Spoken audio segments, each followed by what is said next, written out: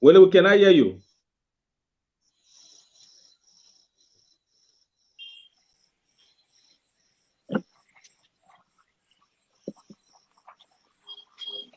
Really? Willie, we are not hearing you.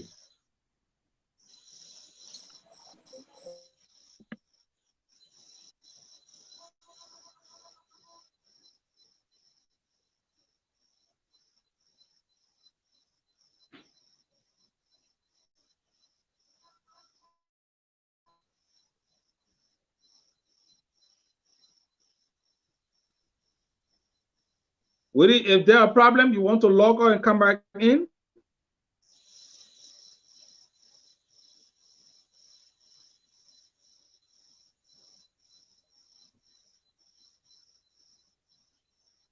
Okay, folks, we want to say we apologize. I think we got some technical glitches. Technology at this time challenging us. So we beg your indulgence, our viewers, to please hold on. Okay, I think Are you Willie hearing is me now? getting. Yes, Are you yes. getting me You now? had a microphone. Okay. Yeah, you had a microphone off. Yeah. Okay. All right. Again, folks, we want to say welcome you to another edition of my Lutheran Connections. Today we have with us the Reverend Thomas Z.P., senior pastor of the Lutheran Church in Liberia. We are going to be discussing impact the national church has made since the transition from the Missionary Church. He's going to be giving us some, history about our missionary church and how we left, and now we have become a national church, and the strives, the challenges, and today can be no other day to discuss this, and no other person than the Reverend Thomas Z.P.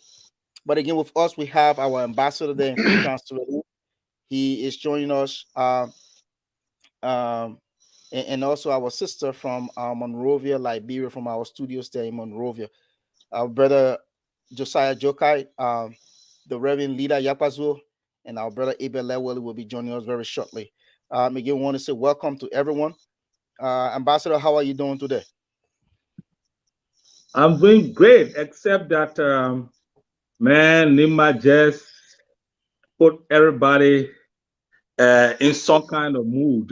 Maybe that's the reason why Joe will be a bit late, and everybody, because it almost looked like the most of the guys on the show are from Lofa, apparently, and so that is the couple. I'll show you from Lofa too. So that is the situation. But by and large, that's soccer, that's sports, and somebody has to win, and so we want to say Liberia win, the 15 counties win, and we are happy. Yeah. So let's move on, and I want to say welcome to Reverend Thomas Z.P., our veteran Reverend, senior Reverend, and also our viewers. Yeah, thank you so much.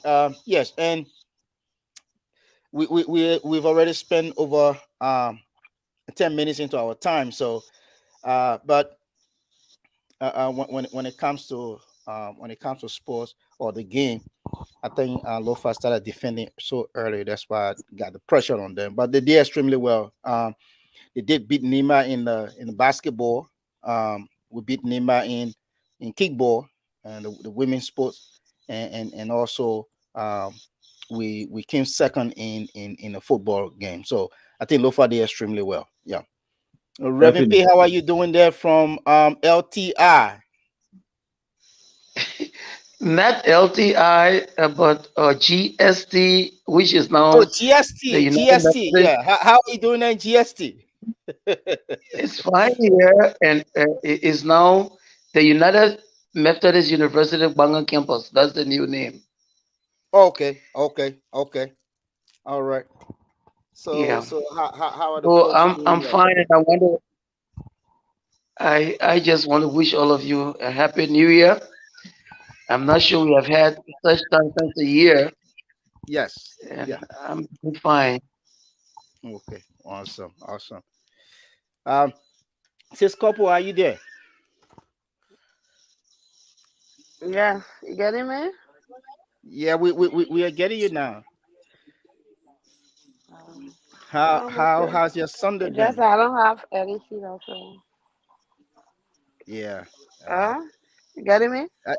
yeah, we getting you clear. Yeah, yeah. So, ambassador, our ambassador today is going to um lead us along the way while we work on this program today. But Reverend, um, the question, But anyway, I'm going to leave it all to Ambassador Tableau to stare us out. Thank you so much, Willie. And I want to again say welcome to our viewers. Today, we are going to have another round of uh, a thought provocative topic. As you see, we want to have an introspection, if I may, on the Lutheran Church, the transition of the Lutheran Church, given the historical context of the Lutheran Church. We want to understand how far are we and the impact that the national church has made since the transition from the mission church, or we call the missionary church, to the national church. And we have no lesser person than our own Reverend Thomas Zepe, who will be giving us a little historical background, and then with dovetails into some substantive issue on the impact spiritually. We're also going to look at the impact economically. We're also going to look at the impact, maybe we say social economically, and we're also going to look at the impact infrastructure wise. And so, Reverend, there's a lot you have on your plate that we'll be expecting from you. And also, we hope to be joined in later by our brother Leo Johnson, Napolo Johnson. He's also a Lutheran, and he's going to be weighing in from the layman perspective, looking at some of the projects, and he has come to the Lutheran Church in Liberia, and he, according to him, did some analysis and did some research, and he got some data that he would like to share with us, so we understand some of the gaps and how we can be able to move forward. So, Reverend, we want to say welcome again, and we want you to tell us how's your end, how's everything there? Well, yeah, we thank God.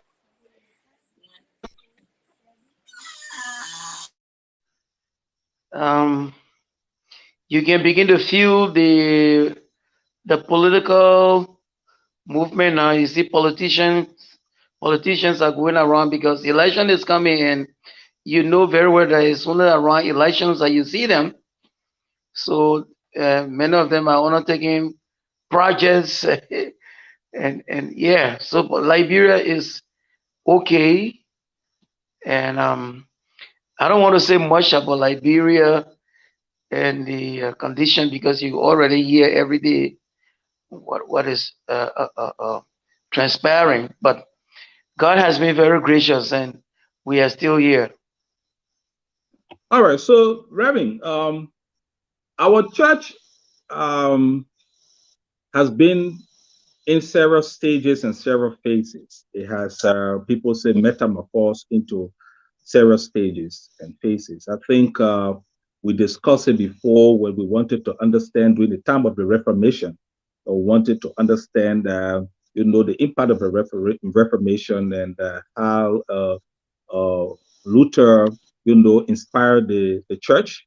And this time around, we are almost, I stand to be corrected, but I think we are past 162 or 50 something years as a church, and we want you to tell us a bit about, just briefly, about the transition process from the missionary church to the national church, and why.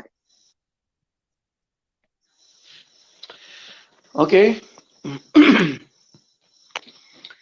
um, you know that the Lutheran Church was established in 1860 with Maurice Officer as a forerunner. But before that happened, a lot of other things were done. But from 1860, where he prayed that morning, you know how from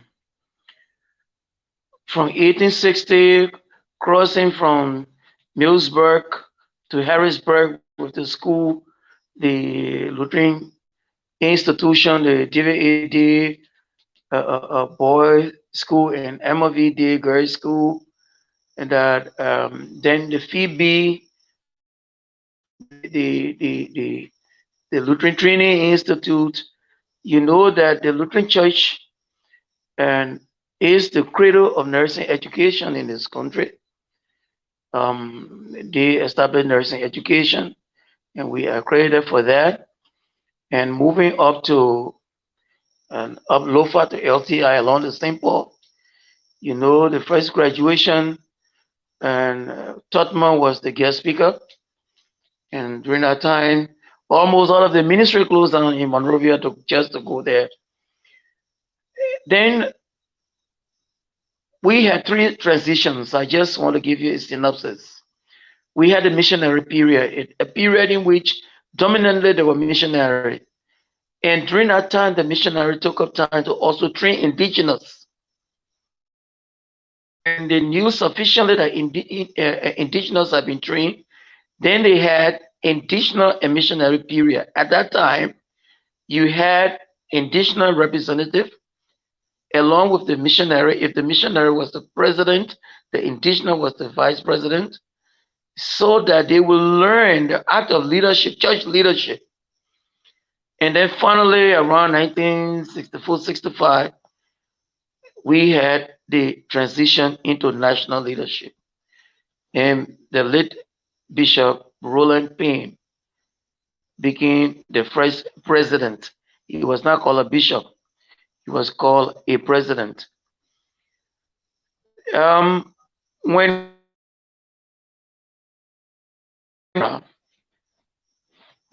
some of the pastors, some indigenous Liberians were trained.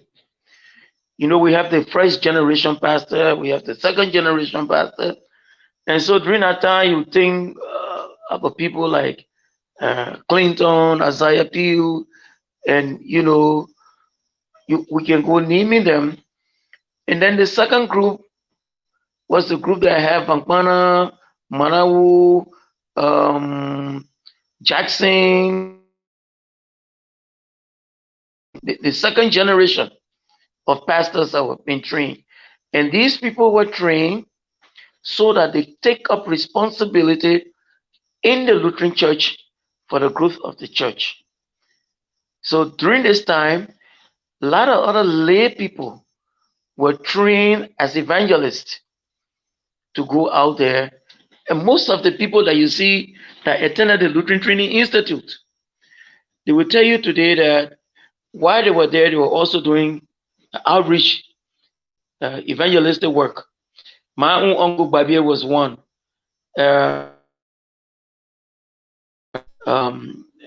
One steward used to be in in Kakata. He was one. There were several of them, and I could go on naming a whole lot of them. But all of these people, they were evangelists. They were going out there in the evening to do outreach, and that's how most of the churches you see, like in Totota, in Belefanai, in Fokwale, in Kakata, that's how they were planted by students who were at the Lutheran Training Institute and who the Lutheran Church was sponsoring. During this time, the Lutheran Church sponsored a lot of people. The intention was so that the indigenous will grasp the vision of the church and be able to pass it on to the other people. So the missionary did well. When it came down to but they did not provide education beyond high school. Those people who were, in fact, at LTI, when they graduated, they needed to go further. They had to move into Monrovia. Many of them went to CWA. So there was a brain drain situation in the Lutheran Church at the time, because many of them were moving. That accounts for the reason why you saw St. Peter being established today, which became the first congregation there. Before St. Peter was established, they were worshiping in the SDA. Mm. Oh yeah, they used to worship at the SDA church, and that's how, because Mm-hmm. SDA will come, and we have always been cooperating like that with the Well, let me 7 Day let me let Adventist. me interject. Let me interject something a bit, Reverend. I understood when our generation started to come up. I did hear that the parcel of land in the Oro, especially that building now that St. Andrews came from as a preaching point, or one of those places that used to host I think some of our pastors or some of our evangelists coming to town. And is that all part of the infrastructure, decentralization that was taking shape? Yeah, in fact, that building provided residence for some of the students that even came down. Do you understand? But let me tell you about the Gaytown area before we go. If you see the Gaytown church and you see all around that church, they are all Lutherans. The Telewood, Kana, the Edward Goto, the Babier, they all secure property around that Gaytown vicinity. There used to be a big Lutheran community. I remember going there around 1966 with my uncle James Wagbabia the late. And it was a huge community. Now it's so small. I was surprised that that whole land got so small like that. But it used to be very, very big. Well, We whatever will get happened to it? we will get to that. We'll get to that. We'll get to the infrastructure. We'll get to that. Yeah. I can rest So assured because I'm going yes. to outline for you. Honor Bishop Payne, theological education for the indigenous Liberian open. Yeah. That's why you saw people like Dix going to do master. And though it was not on a real larger scale, but yet some people went. I was the last student that Bishop Payne recommended in 1983 to go to seminary before he retired. Then when Harris took over, when Dix took over, Dix sent Harris, um, Songu, they wanted to do master program. But one of the person that is credited for educating a lot of Lutheran pastors at a higher level is Bishop Harris. Honor Bishop Harris, we had a lot of students going to do bachelor's and then master's program. Honor, after Harris left, Honor Sayankolo, then you see the whole idea of master program became like a rush for gold. Even if the church did not have the money, a lot of students wanted to do master program. So you got a lot of students going to do master program and to come back and to serve. But here is the problem. So Reverend, before we reach to the problem, we're winding down small, but I want to welcome my colleague Josiah Jokai. Welcome Josiah. I know we already in the consolation seat. Lofa got defeated, but Reverend Pay has prayed for us already. He said we should take solace in the Lord. So we're moving on, but we want to say welcome. And right now we are still, trying to get an understanding from Reverend, and Reverend is trying to give a little narrative and give us the historical context, of our evolution, how we evolved from the Mission Church, and now we are gradually progressing to the national church. And so I think you met him naming some of the pastors, bishop that that did extremely well. And so, Reverend, now we are gradually entering into the spirituality, the first aspect, which Joe then will take on. Then when we get to there, and then you then will be able to give us some of the prospects and some of the challenges. You already enter into it to start telling us about at what point in time some of our pastors, started to be very eager in academics, and they want to move on to the masters, and we have many of them, still pursuing that.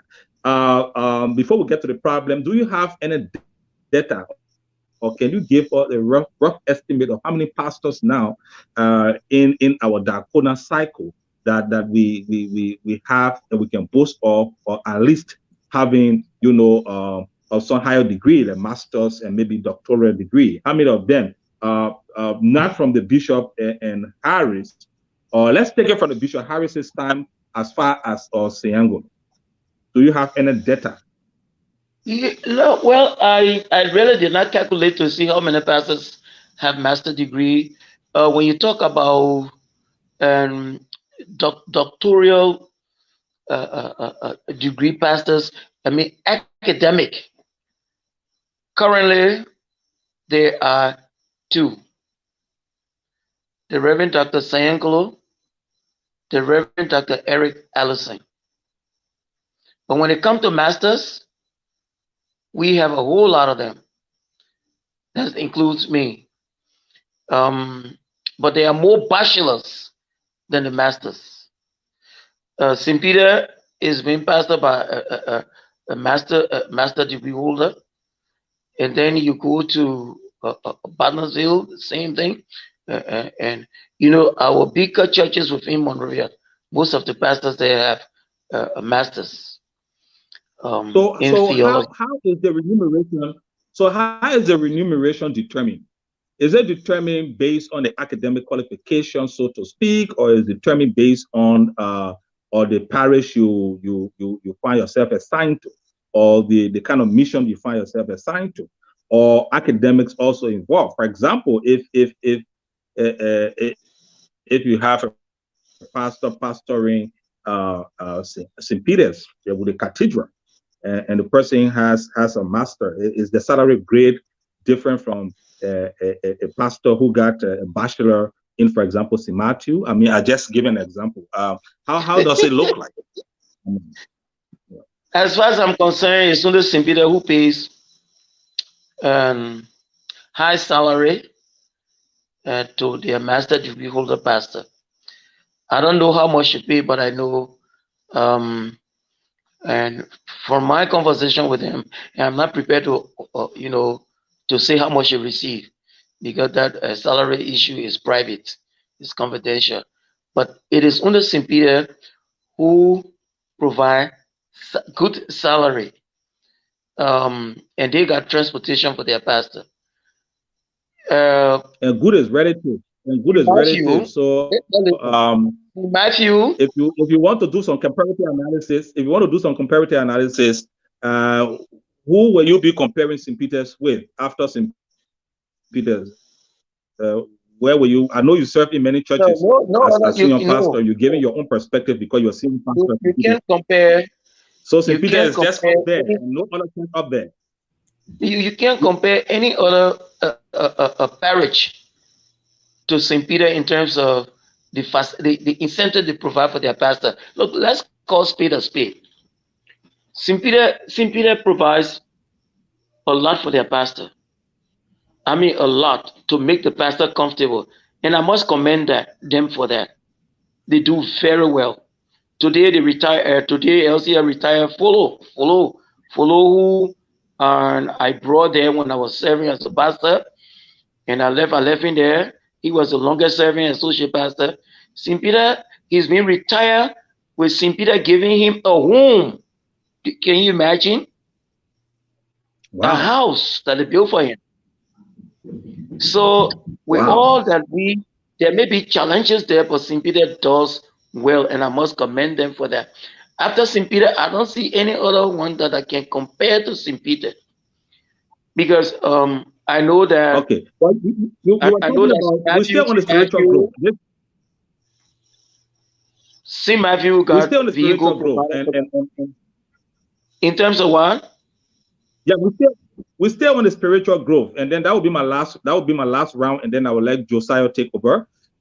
We still on the spiritual growth, and I understand that the church they varies, and the remuneration may not likely, except somebody will come subsequently to disprove that, but it's not likely based on the academic qualification of our pastors but based on the parish you are assigned to and the potential of the Exactly. parish to take care of you. So that is understandable. But then the question then is that we in order for the church itself to be spiritual and grow spiritually, the pastor, so to speak, or the shepherd should be not only well off, but at least the shepherd should be able to have what it takes to concentrate and focus, on the gospel, and so to speak. Even though they say you live by the gospel, that is subjected to your interpretation as a pastor, what that means. But I got a fundamental question for you, Reverend P. We are talking about the national church now. The national church, you understand, if we're looking at development of its pastor, it needs to first of all have some form of facility. You understand? So that we can be able to have the kind of potential, the kind of qualification we're looking for that. Currently, and I'm rushing you to that, and maybe you will say, oh, that's some of the challenges, but currently, we don't even have a place to train our pastors. And that is one major issue. You talk about GST, well, we were, partnering with them, hanging around.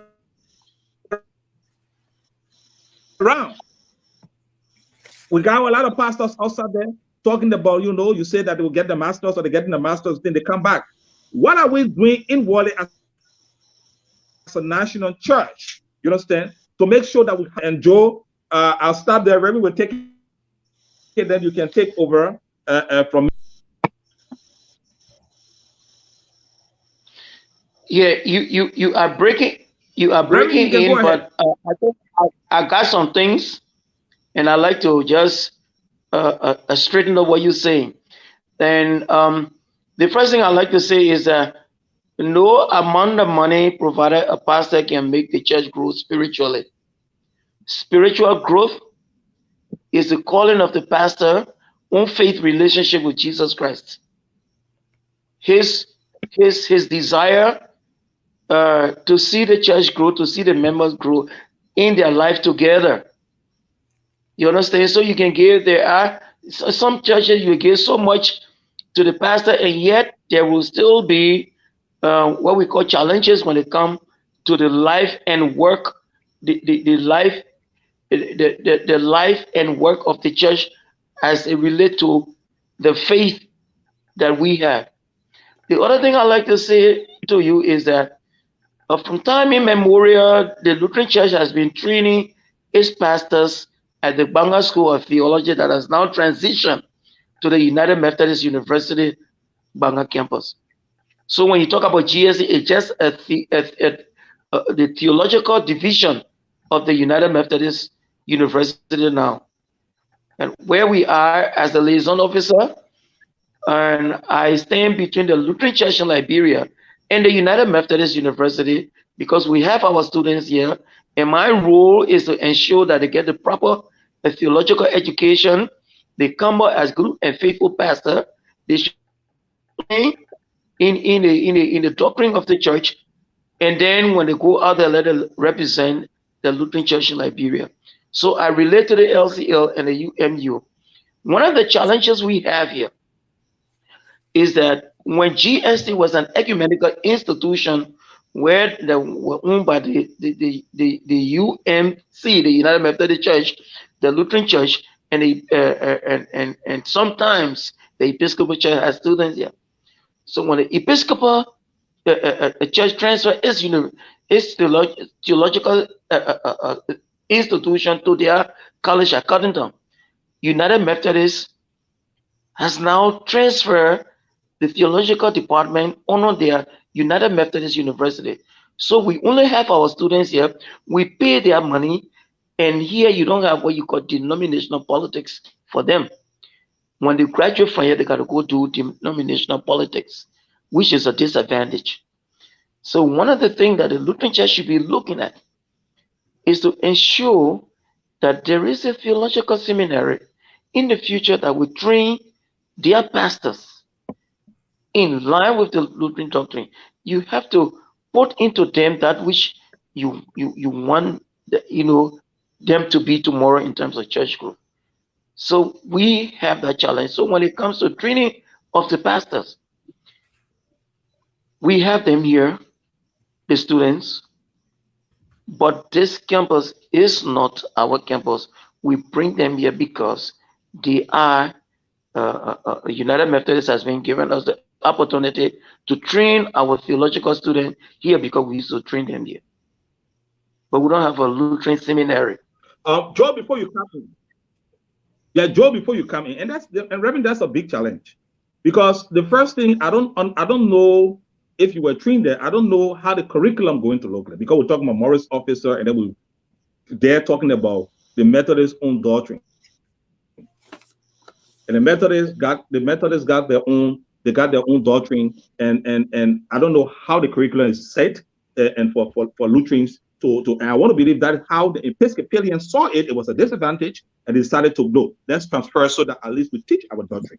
That's the first disadvantage. The second disadvantage that I see there is that I don't know how it's possible for our students, you understand, to be able to absorb all of what is being taught at that university, when they will have to come out to teach and to preach a set of doctrine that is not necessarily correlated to what the Methodists believe and the Methodists teach.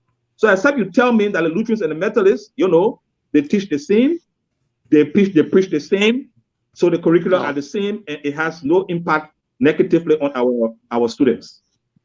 If it does, what's stopping us now from at least having a seminary? Well, instead of me answering what is stopping us from having a seminary, the question should be, what can we do to have a seminary? In order to have a seminary, you will need to train instructors. At least you should have 3 to 4 academic doctorate degree holder, not and several masters. But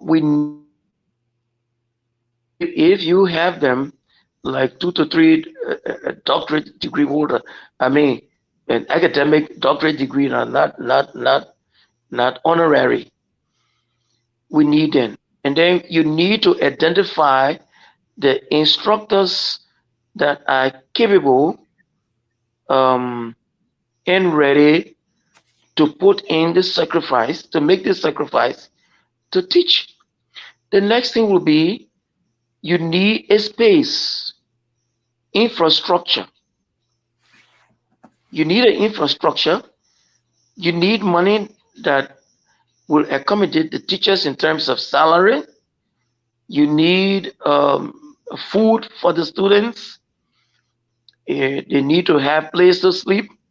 So that's just few among the many things you need to do. The Commission on Higher Education must approve your seminary or your university. Just how the UMU is operating, they have approval from the national government and the Commission on Education. So we need that. If Lutheran Church must have a seminary, they need to start working the modality now for tomorrow. We are here, but we should be looking beyond the horizon. So that means the Lutheran Church don't have the capacity in terms of human resource. So we don't have academic doctors. No, don't say that. We don't have the learning for. We do. No, I'm just asking. I'm not saying. I'm just asking. We do human resource. We have infrastructure wise, there are places, but you need to do a lot of work, a lot of groundwork.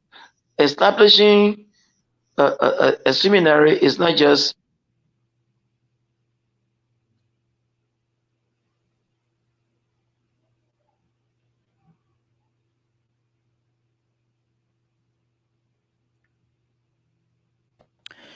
All right, folks, you are in tune to my Lutheran Connections. We have with us today the Reverend Thomas ZP. Sorry for the break in transmission. Yeah, that breaking from my side was Pastor Wiki was calling me. Okay, Jumani okay, Wiki.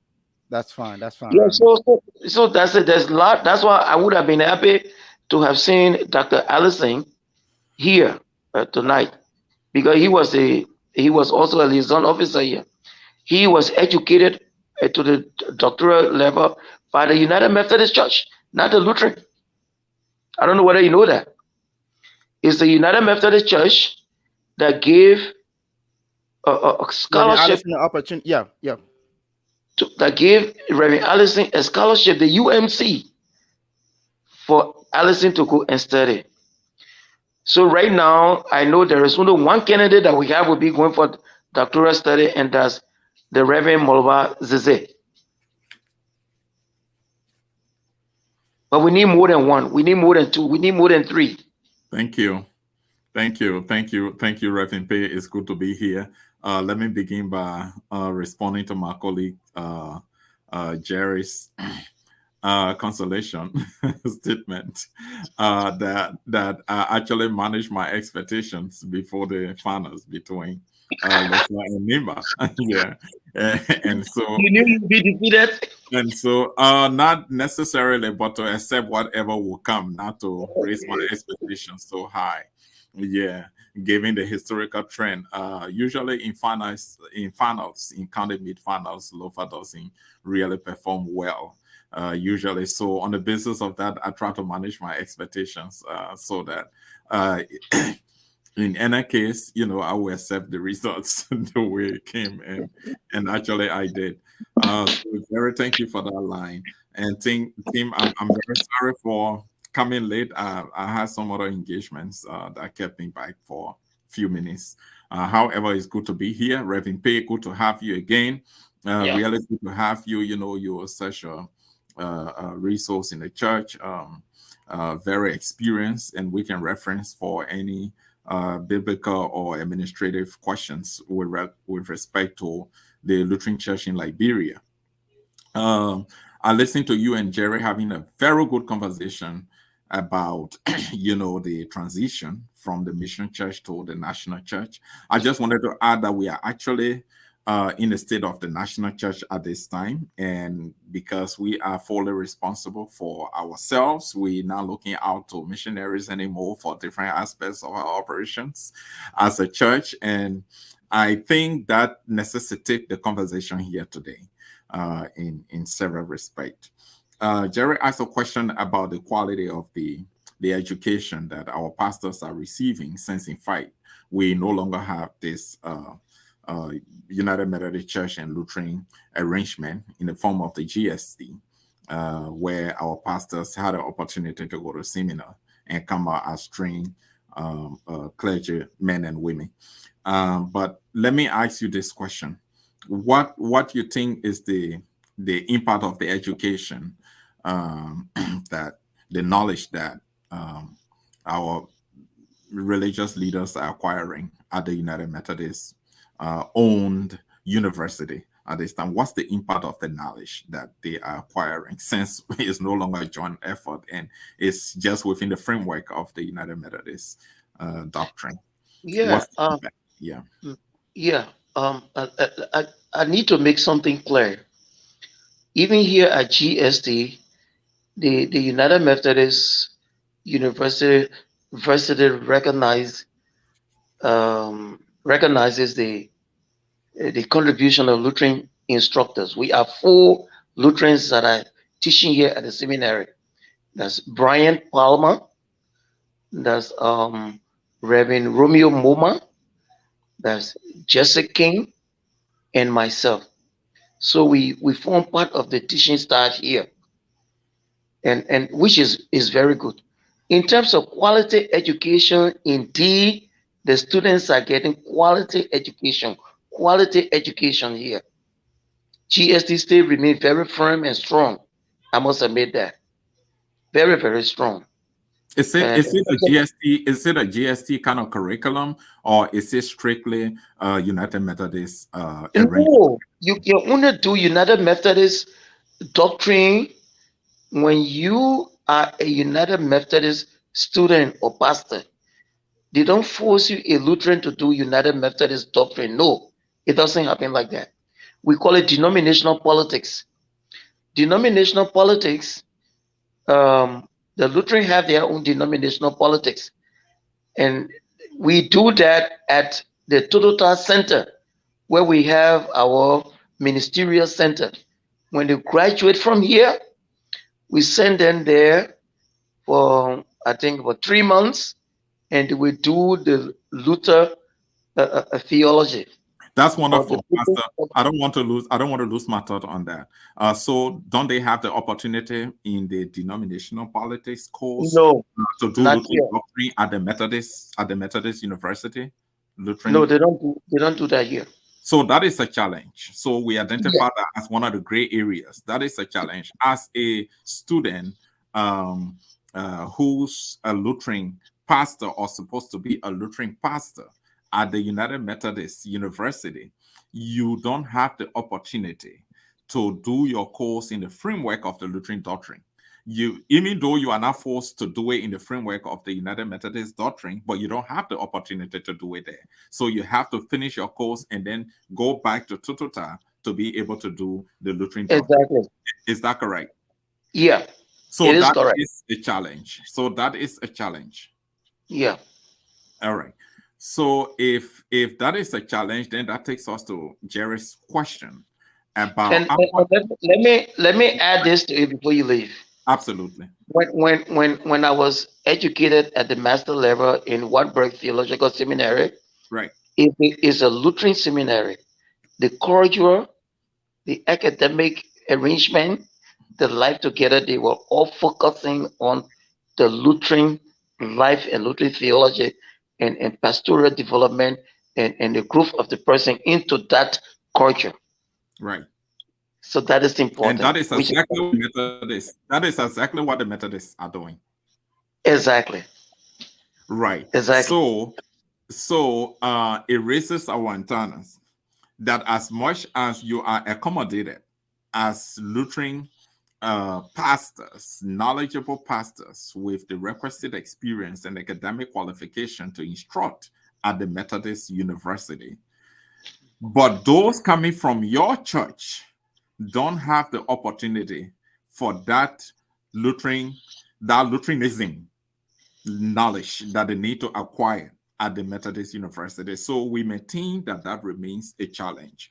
So in other words, that imposes pressure on us as a church to have our own established seminary. And exactly. I would want to think that this can be thought of in the context of the Lutheran University.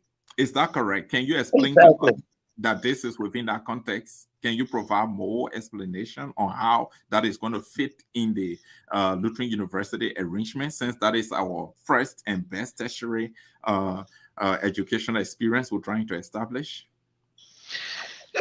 Yeah, okay. We should look at it from this perspective. We've been running Total Ministerial Center for so long, and we've just been providing certificates. Okay. And the truth is that, and the Ministerial Center in Total have got a lot of qualified teachers. Dr. Sayanglo teaches there, Linda Sayanglo teaches there, Jessica teaches there, Brian teaches there, and I think this can be nurtured into a part of the university with the seminary moving there. We can look into that possibility, because you have a library there that is so rich. So yes, I do agree with you. It's a challenge, and there is an urgency into this to have it incorporated within the Lutheran University. Like today, we have the Phoebe Esther Beacon College of Health Sciences. I teach in that place too. Now, if you have that now, that means the foundation is laid already for the Lutheran University.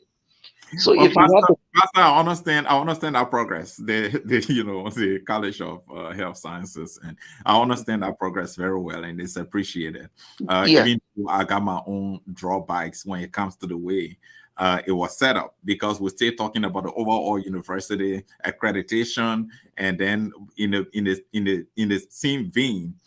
Colleges are being set up and operated. There are still questions, gray areas that need to be clarified, but it's a good idea to have some colleges operating within the scope of the proposed Lutheran University. Here is my question. but Joe, Here, Joe, yeah, Pastor. the point I'm stressing here Mhm. is that if you want to have a cassava farm, Yeah. you start by planting the first stake in Mhm. the ground. Mhm. When that stake grows, Pastor P, the land has to be for you. The land has to be for you. The land yeah, has to be your land. it Yeah, got to be my land. that's the idea. So, I mean, the Yeah, university is not accredited yet, the Lutheran University. So, and that's okay. my point. I know that they are in process. It's being reviewed by the High Yeah, Commission. Yeah, but I know that we have not gotten the full accreditation yet to operate, and that's yeah, the that critical. I do agree. I do agree with you. And we can have that conversation for another time. We can defer that to another time. But there are some little concerns there, and I'm not in any way negating the progress that's been made. I appreciate it, but I just wanted to note that significant factor. But Pastor, uh, here's the thing about the whole arrangement. We were not caught off guard given the GST arrangement. We knew GST was going, and we knew years before they went. So, what plans did we have in place to have our seminary so that it doesn't affect us and constrain Lutheran students who were to continue their education at the United Methodist University? So, what actually stopped us from setting up our seminary? Because we are a church, a powerful denomination in Liberia from 1860. Yeah, we should have just walked away into our own seminary, from the GST arrangement. Okay, you guys are going, everything is going to be under the United Methodist University. Okay, we are going, we now have our seminary set up, total a full degree granting seminary. What stopped us from setting that up? Well, we knew that GST was going anyways. We knew years before. I mean, it didn't catch us, off guard. So what was the problem, Pastor? That that question is a question of priority for leaders.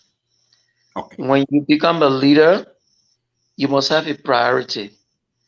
Was seminary, the building of a seminary, a Lutheran seminary, a priority for the past leaders? Is it a priority for our leaders today? And so we need to look at it critically. Because you see, the question you are asking is the question that is really beyond my capacity to address properly. Because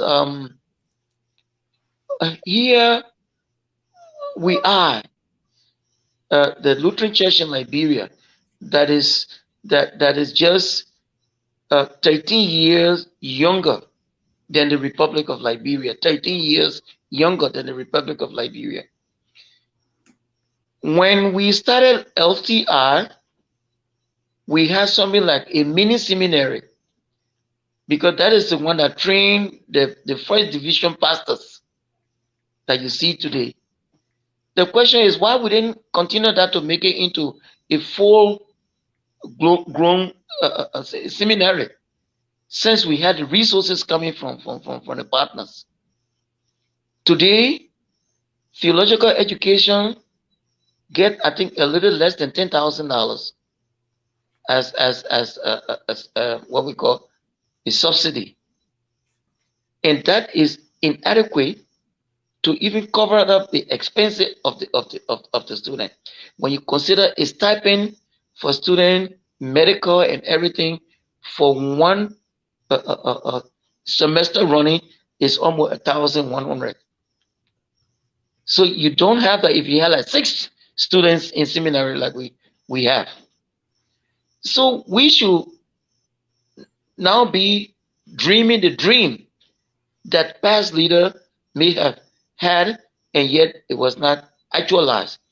So we begin to actualize this dream, because this question has been around. Josiah has been around for more than 20 years. Seminary question for the Lutheran Church. More than 20 years it's been around.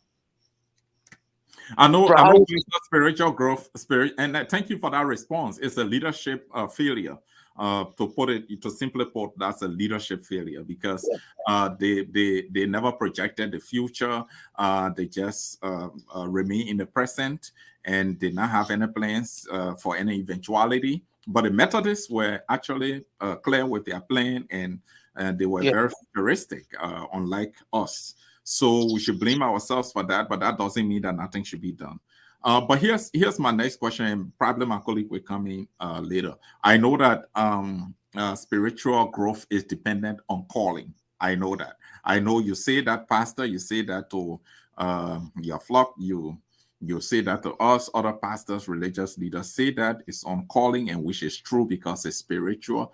But to nurture that spirituality, the pastor involved should be able to expand their knowledge, should be able to better understand the scriptures, so that they can do according to God's will and that their flocks can follow.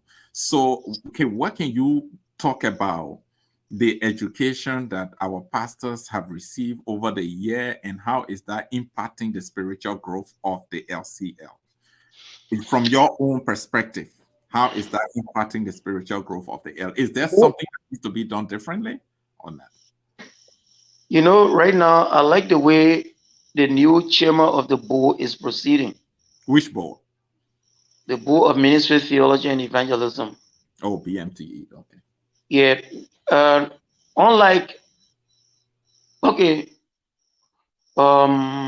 Let me put it in the way I want to put it. Before then, people would just get up, and in fact, somebody would come to you and say, "You good for seminary, go."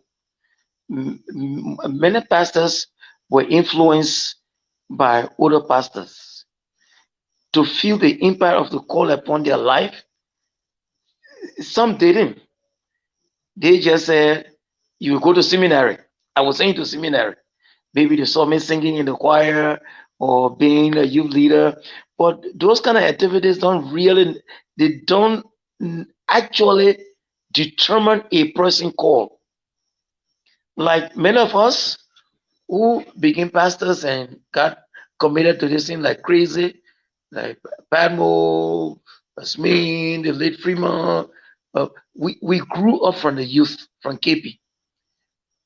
We took our commitment from constant training, from youth. They honor people like Gonwo Downwell from ALWA, and somebody has to be there as a mentor to bring you up.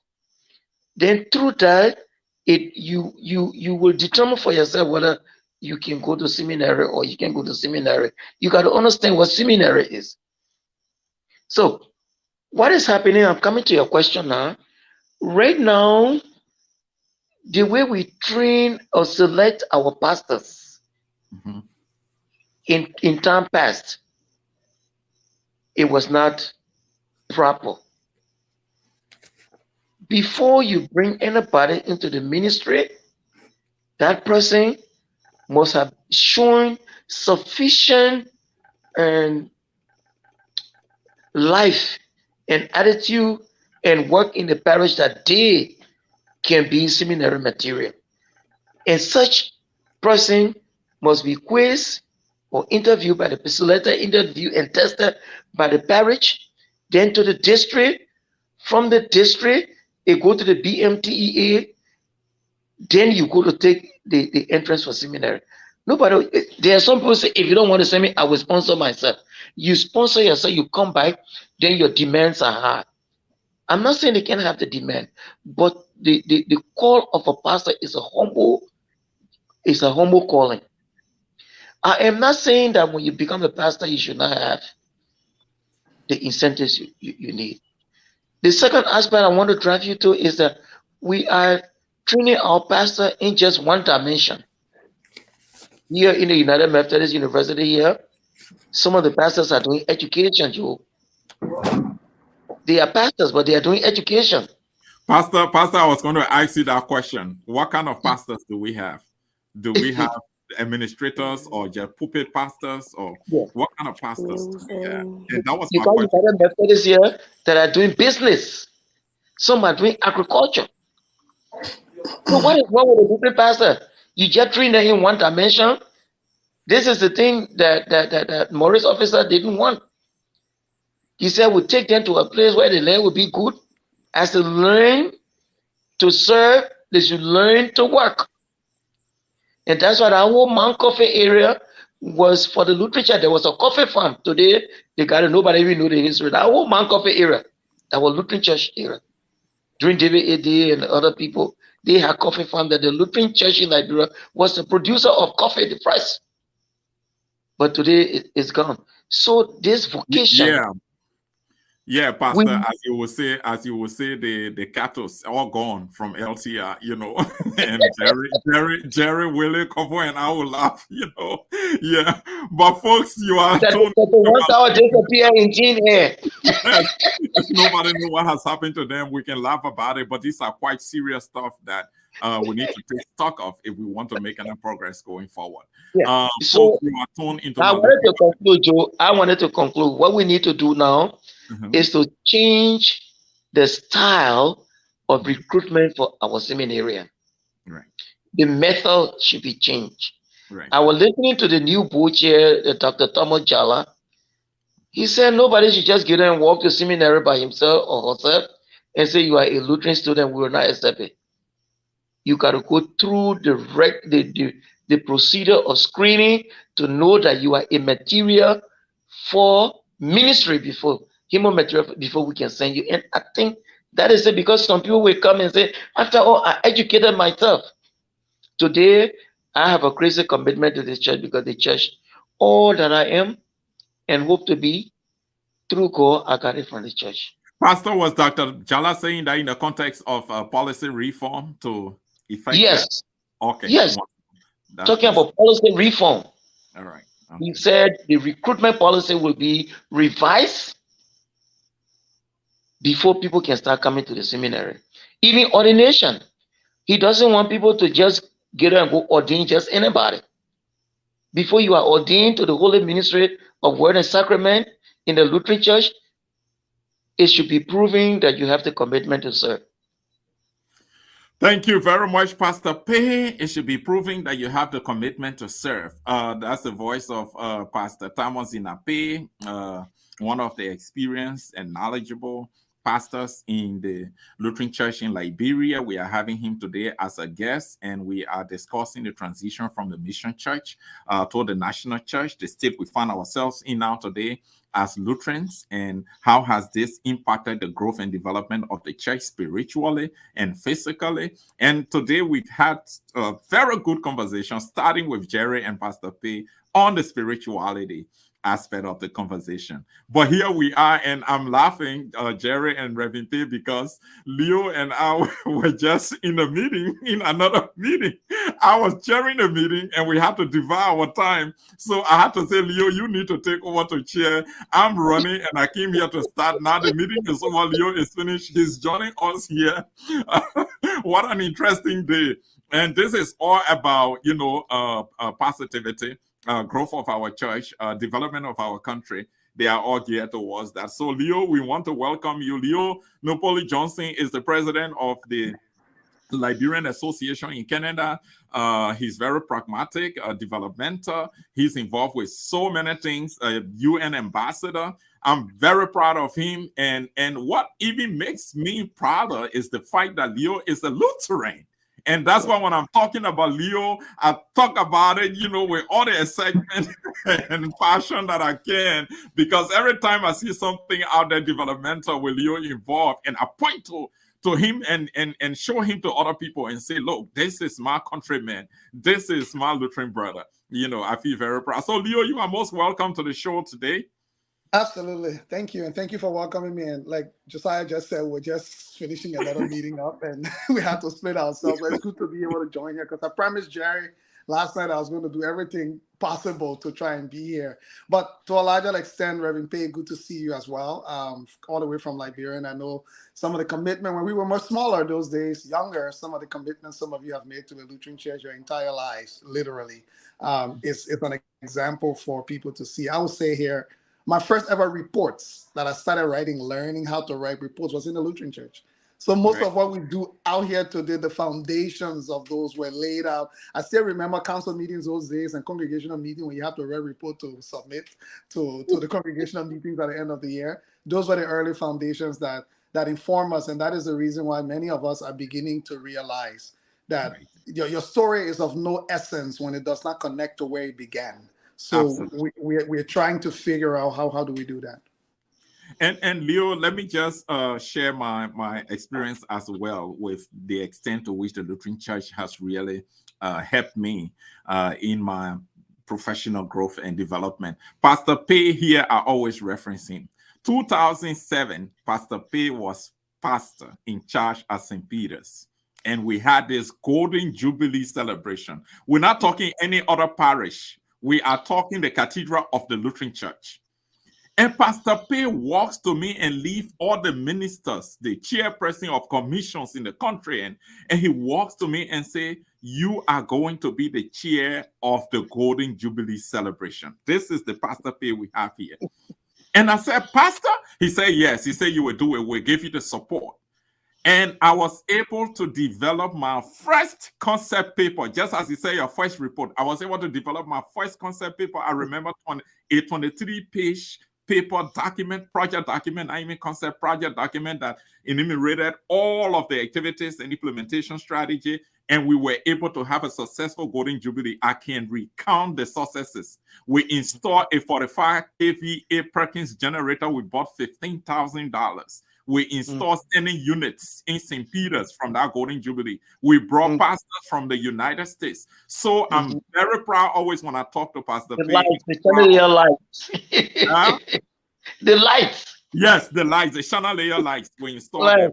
Yes, so I mean, we all have had, and when Jerry wants to say his, I mean, we won't leave from here because so much we have, benefited from the Lutheran Church, and that is why we are here. This show is just part of our commitment to contribute to the growth and development of our church. So, Leo, we are discussing the transition from the mission church to the national church. We are looking at the impact of this transition. And we have looked at the spiritual aspect to some extent. We will still go back to Pastor P, but we are so glad to have a layman perspective like us. You are representing us here, the spiritual side, go to the pastors. And so we just want to get your initial views on this transition and where we are, Leo. So first of all, I would like to say they come in pairs, right? The greatest challenges always come in pairs with the greatest opportunities. If you pay close attention, they always come in pairs. And sometimes we get very overwhelmed with the challenges so much so that we don't see the opportunity side because we allow ourselves to get so sucked up by the challenges of the day that the opportunities skip us without us noticing it. And this is where I would like to actually dwell. We never really made the transition. We made the transition, in terms maybe of the spiritual side, because our pastors have continuously guided the church, continuously done their best, even in the face of all of the challenges. But what we've never done is we've never redefined what ministry is. We still have seen ministry only as the spiritual pastoral ministry, by and large. That's where the emphasis has been. And that part of the church is the most important, and nobody can actually deny that. But what we've never done is to diversify the definition of ministry. The Lutheran Church is still on the record as being one of the institutions that has one of the most robust education system ever created, in my opinion. You can go back from LTI, to all of those institutions in the healthcare system, and the current hospital. You can go back and just trace it. But we've never really turned those into ministries, even though, in my opinion, those should be elevated to the status of actual ministries, because when we do those, everyone comes into the vineyard to serve. The expertise that we have in the church does not start to look irrelevant. They only come to church on Sunday. The only participate in the Bible studies, the only participate. We got doctors, we got lawyers, we got international development experts that are doing exploits in the world. They only come to church on Sunday. That's all they do in a Lutheran church. They are bro in a Lutheran church is to come to church because we haven't been intentional on developing other ministries and elevating it to the level that can attract the expertise of those who's supposed to be building, helping the St. Peter's Lutheran School, helping LTI, those that have those expertise, but it has to be intentional. It can't be like, oh, you know, we got a school here, or those who in education, you can't help. Or we got a hospital here, those who in healthcare can't help. It has to be a ministry because two things will happen. It's going to mobilize the necessary expertise and resources that will be required to be reinvested, because when these institutions are elevated, they become a magnet for mobilizing talents and resources, which then in turn supports the overall church that is the body that houses all of these different ministries. Absolutely, Leo. Jerry, you're going to come in, but let me just ask this question. Leo struck a very good point, talking about transforming those different aspects of our church into ministries to give it the real meaning, the real definition of what they ought to be, not what they are. And that reminds me that Jesus charges us to his ministries of preaching, teaching, and healing. So I would like to move past Leo to Revin. Let him contextualize, Leo's initial point, which is very crucial. We have not been intentional about transforming these aspects into ministries in the way that we give meaning to the existence and operation of the church, Pastor.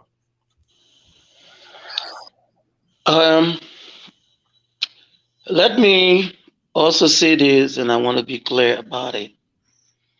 Let me thank Leo, and good to see you, Leo, and Happy New Year. You talk about being intentional. We in the Lutheran Church in Liberia currently, and even before, the problem we have had is people become available with their presence, but when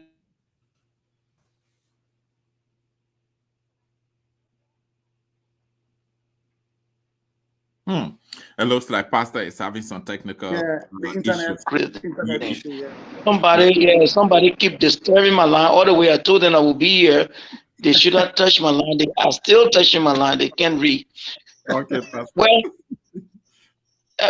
Leo, here is the problem. The Lutheran Church has been cultured into believing that everything that we want to do here will come from the partners.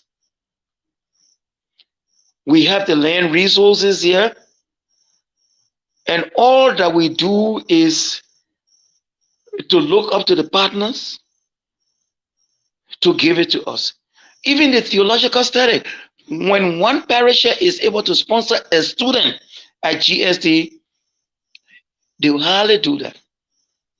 We are rating them to even give like $200 annually to theological education. They say, we ain't got that kind of money.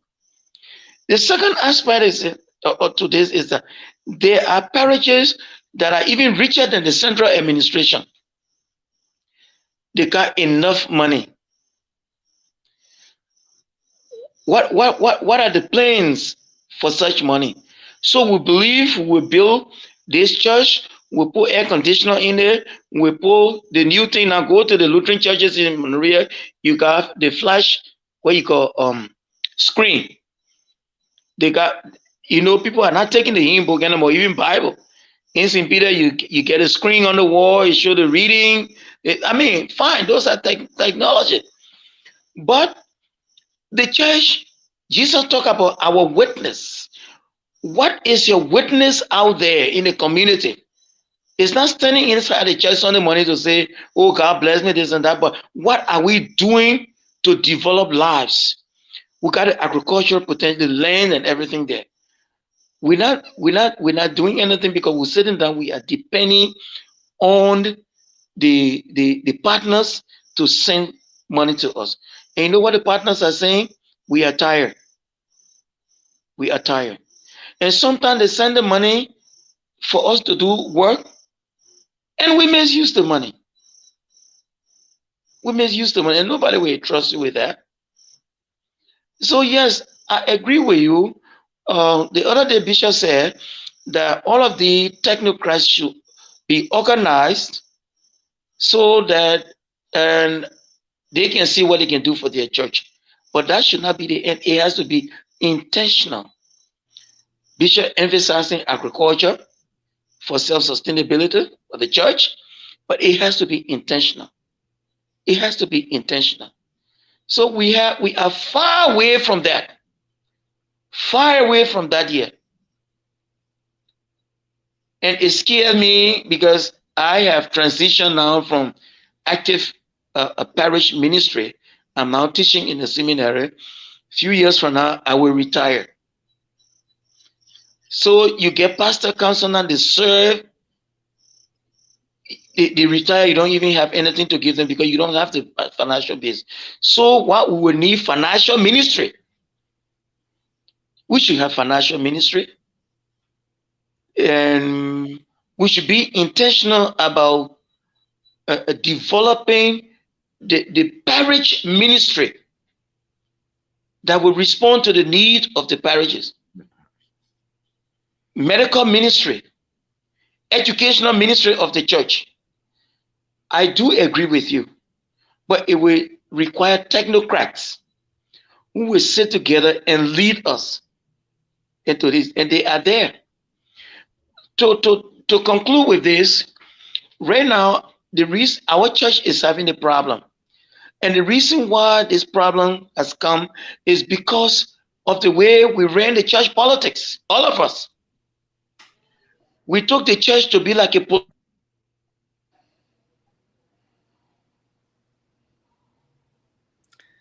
Yeah, Jerry, you can take it there, Jerry. The internet is going. Pastor still got technical issues. The Maybe dependencies, Jerry, because there is no other opportunity anywhere, no other opportunity anywhere, bigger opportunity.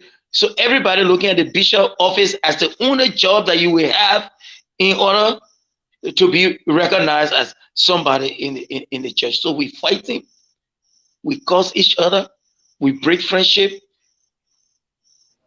That has been the problem. So when you, after all of the fights, people are divided, lay people are divided, they say, well, with that man that I will not my candidate, so I will not support that man. I will not give my expertise to the church anymore. We need to graduate from this. Absolutely. Okay. We need to. Thank you, Reverend. Thank you, Reverend. In passing, the question is not for you, but just making a statement in passing, and then I will go to Leo. When you stand at the junction of the fence of St. Peter's and look across the road, you see Esther Nangwe. And then when you look across the road and see Esther Nangwe, that land, I can remember, it was just a church, and you had a driveway down there, you have recreation and all that kind of stuff. And then across the road, they had a rail station. I think it was the UMC, some of their offices and all that kind of thing. If you look adjacent Esther Nangwe now, you see a bank there, GT Bank, I think. They sold that land, and then I think the bank pays some kind of money to the church for the sustenance of the church, and the UMC. St. Peter's, not St. Peter's rather, but how you call it, the Lutheran Church in Liberia has land. We are wealthy. But then we are still complaining all around the place. So Leo, it goes to you. Is it that we want to know how to spend, but we don't know how to create money? Is it the problem? What do you think? You just took the word out of my mouth. Reverend Pay, you wanted to say something before I come in? Yeah, I wanted to say something, then you come, Leo. Go ahead, Reverend Pay. Joe is sitting there, he's listening to me. When I was pastor at St. Peter, one of the things I was really thinking I wanted to fight was the removal of St. Peter Lutheran School from Sada Church and taken to 9th Street. And that place be given to a kind of bank or somebody to make use of it.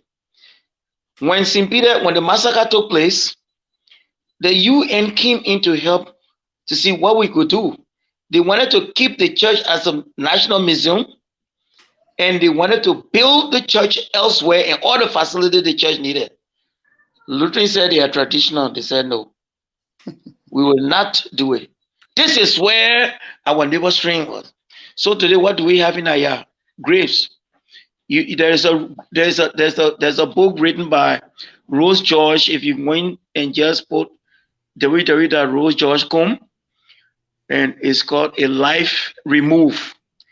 There's a chapter in our book called Basketball Grade. I contributed to that. It tells us that the children are playing just on grade. They don't even know what is in there. But we have the land. Yeah. And yet we are suffering. Now when here, in total, Lutherans are fighting now the Lutheran Church in Liberia to get the land back because they say we're not making use of it. Yeah. That's a good. Thank you, Reverend Pay. So Leo, I mean, tell us how to create money. We are pragmatic young men. A lot of them would know how to spend, but we don't know how to create money. Exactly. I don't know. But go ahead, yeah. And thank you, Reverend Pay, for putting it in some perspective in very particular ways. And I think this is the problem. And the good thing I would like to say is the good news is some of these opportunities are still not lost because the reasons for which it was being proposed are still there. But let me say this. I think what is going to happen, some of us are going to have to force the agenda. And thank God, I will openly state here that Bishop Patmore has been very cooperative since he took office. I've messaged him a few times, and he's been very prompt compared to past leadership in the bishop office that nobody will get back to you. You will go there, you have meetings, you talk about it, no one gets back to you. But let me put this in. I think the starting point, Reverend P, I don't think we have a lot to do, but I don't think we're far off. And I would like to put some practical ideas or suggestions here. I shared some with Jerry in the past before. Number one, around the world in the Liberian diaspora, the Lutheran Church has a caliber of alumni or people who were either affiliated, have been affiliated, or the church has blessed, past none, I would say, in my opinion. I've suggested to Jerry, and I'll be meeting with Bishop in February. I'm going to Liberia to sit down with Bishop, that we need to start by mobilizing a homecoming of Lutherans around the world in the first place. Because most of the people you will attract will be experts and technocrats, or you will attract for something like that. Anybody who the church has touched your life, that the church has blessed your life, or your parents' life, or your grandparents' life, that you feel some type of affiliation with the Lutheran Church, in 2 years or 3 years, we can plan a 2025 homecoming so that people who are around the world can plan enough. If you get 500 people to descend on Liberia in connection with a homecoming for 1 month, let's say if this homecoming activities is planned for 30 days, and throughout the various parishes within the church, and this almost become like a mini summit of what do we need to do for the next 10 years to resurrect our church. Because I think part of the problem is we just been talking. We have just been talking. Nobody has really been putting things in perspective to say, what do we need to do in the next 10 years to resurrect this church? And what would it take? How much would it cost? The number one reason why people don't give you money in the world is because you don't ask. And what the ask means, having a robust plan in place to then go to someone and say, I have a plan. This is an investment opportunity. I need you to invest. But our investments must start with us. If we are coming home for an annual Lutheran homecoming, let's say every 2 years, if we agree, and it becomes a regular thing. And coming home for that Lutheran homecoming means each of us are going to be contributing $500. Each of us that are coming. And whether it's to a designated project that we've earmarked to say for the next 5 to 10 years, the church needs to be here. If 500 of us come home and 500 of us complete 500, ain't no contribute. Some people might be able to contribute more usually, some people less, but give or take in the ballpark. The church all of a sudden has a new awakening where people who feel they are successful, have done well, can relate to the church, not just by paying offering and tithes, but can say, for example, we want to rebuild LTI. We want to take it back. That's our project for the next 5 years for our homecoming. How much would it cost? We get the technocrats to get to work and say it will cost us $1 million to get LTI where it's supposed to be. We know we need to raise $1 million in 5 years. I can come here now to someone and say, you know what, I'm going for my homecoming. I've taken on the tax to raise $100,000 of that $1 million we need to. I'm taking that on as Leo little pet project in the diaspora. I'm going to hit up all my contacts in the places that I know. The Lutheran Church is a prominent institution around the world. I don't need to defend the Lutheran Church history. It's a money-making magnet. Let me be honest with you with the level of work that the church has done if we can catalog it properly.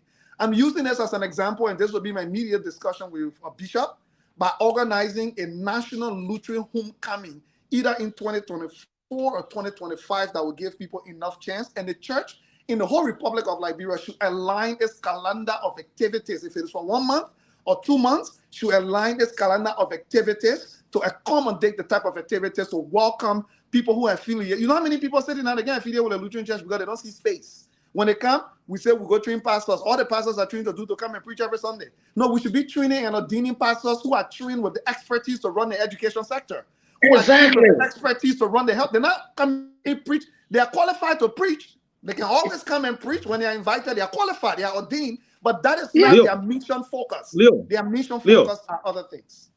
Leo, I can see that you're a firebrand. You're a firebrand young man, and the fire in your belly already. And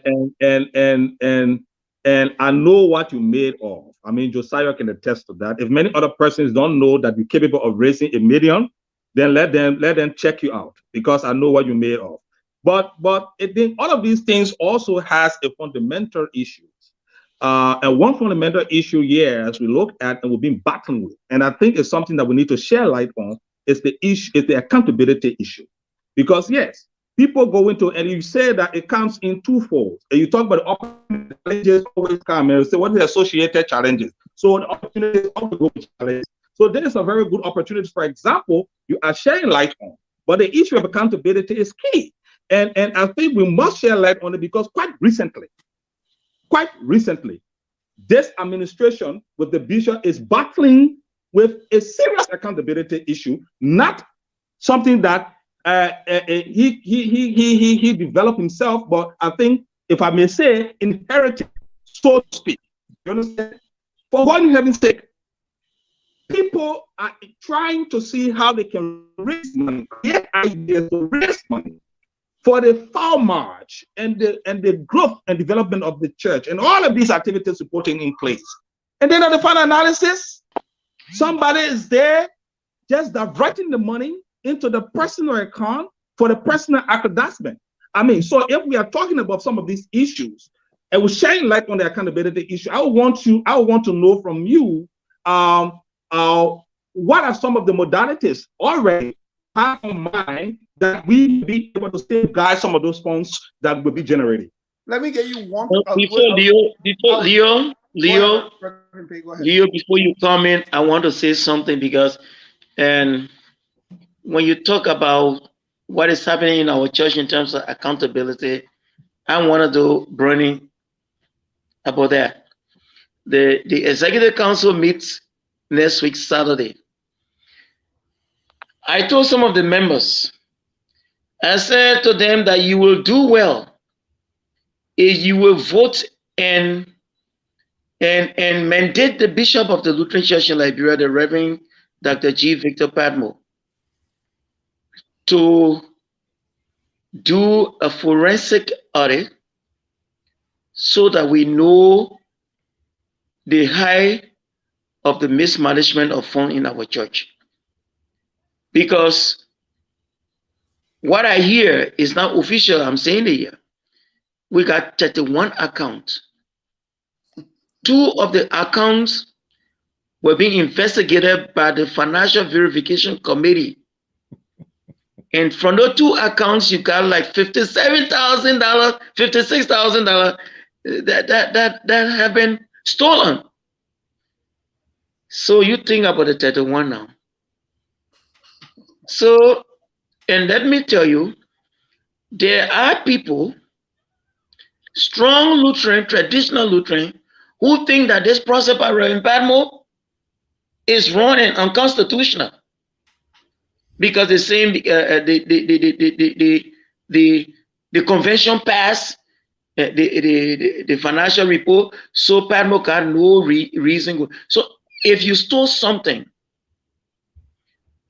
because convention passed it, so they shouldn't grab the criminal when it's discovered. Well, Remy,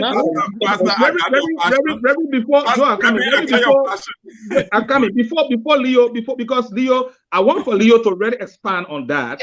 Before Leo comes in, Remy, I want to say this. As part of the transparency issue, not to just set committee and the committee is there in form, but it's not in substance. Realistically speaking, I mean, and we're coming to you on the next day. So how far are we with this entire investigation, especially the one that went to the police? You understand? These are issues that the public need to start to understand. They need to know. Leo there is talking about raising 500,000, talking about homecoming. These are brilliant ideas. These are innovation and creativity that's coming on. And this thing. And he will now give us a roadmap in terms of making sure that accountability becomes the hallmark. But then we as individuals of the church, wanting to see the growth of the church, should like the church. Because the problem with the Lutheran church in Liberia is for us, Lutheran.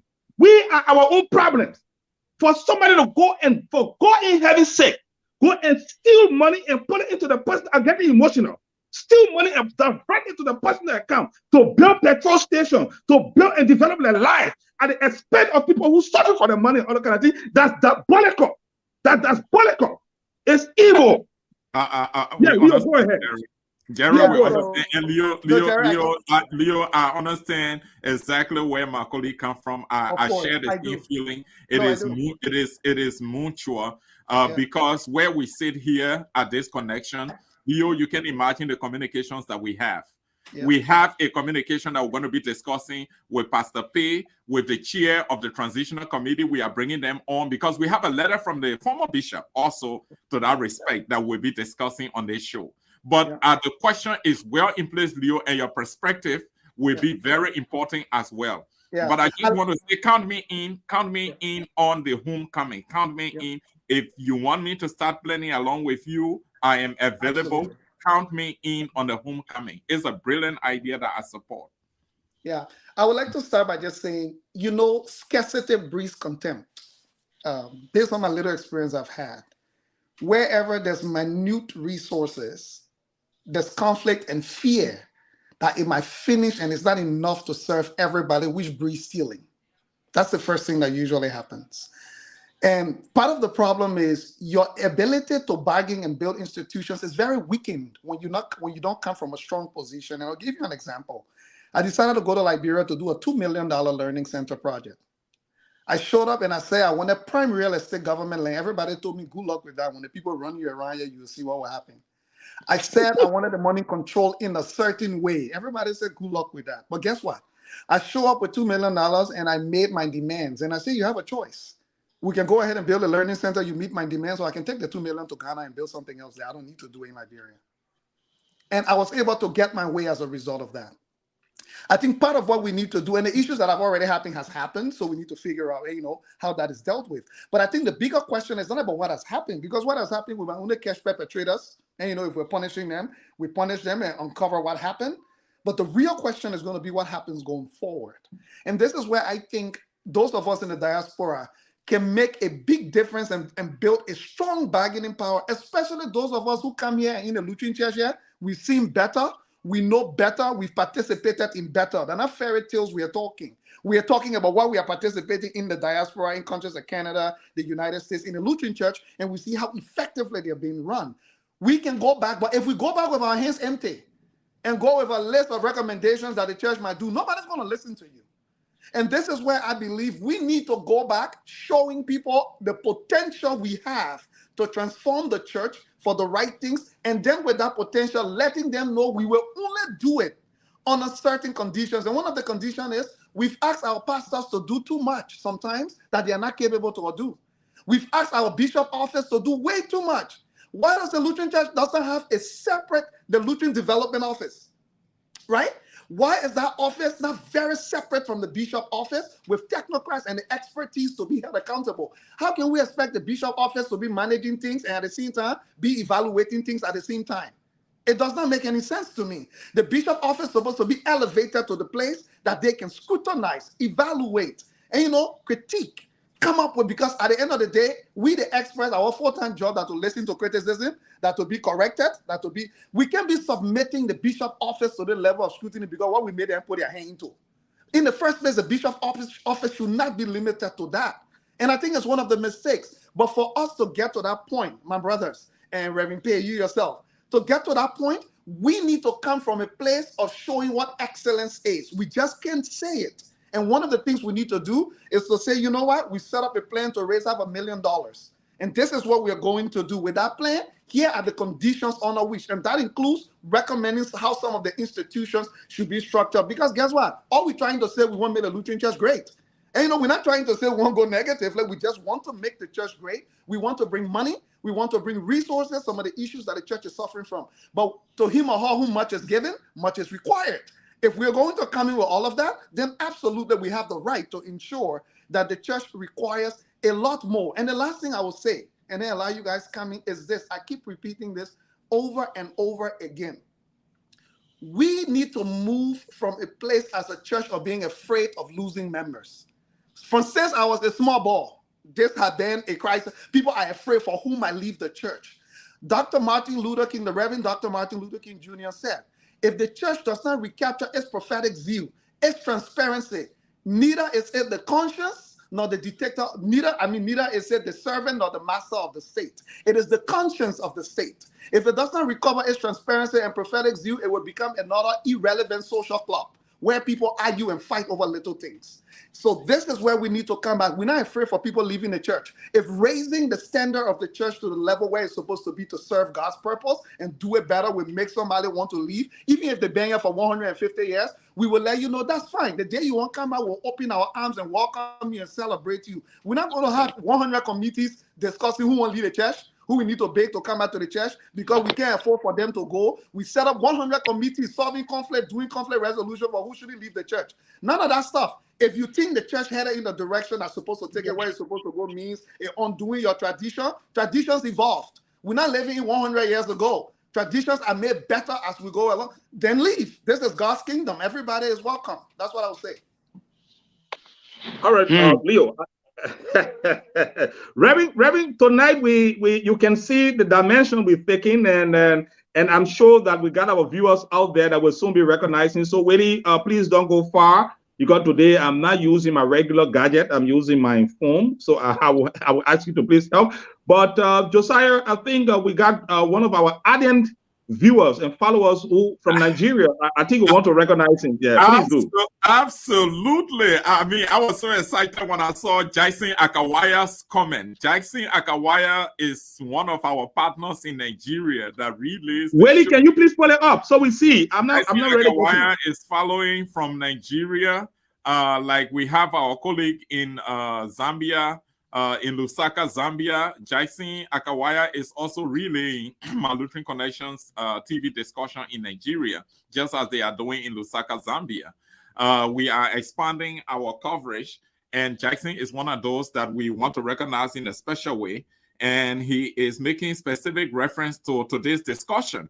Jackson says, this is John from Gombe, Adamawa State, Nigeria. Great discussion. So we just thought to do that recognition that my Lutheran Connection TV is expanding across Africa. And this is something we are committed to doing more over time. Yeah, Jerry, you can go ahead to conclude the round of questioning with Leo. Okay, thank you.